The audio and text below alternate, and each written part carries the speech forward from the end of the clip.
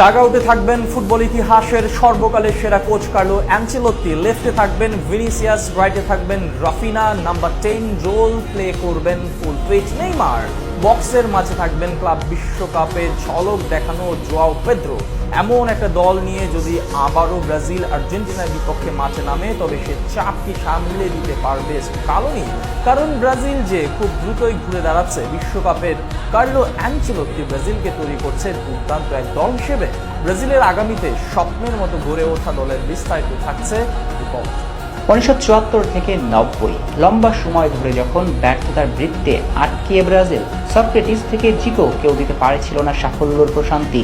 মুদ্রার ওপারে চিরপ্রতিদ্বন্দ্বীদের চলছিল মধুচন্দ্রিমা, তা দেখে অনেকেই শেষ ধরে নিয়েছিল ব্রাজিলের ফুটবলের। ঠিক তখন ইংলিশ কিংবদন্তি গ্যারি লিনেকার বলেছিলেন, ফুটবল যাদের জীবনে মিশে তারা কখনোই ফুটবল থেকে হারাতে পারে না। পরের অধ্যায়টা শুধু সোনালী ফ্রেমে বাঁধিয়ে রাখা ব্রাজিলময় এক ফুটবল ইতিহাস।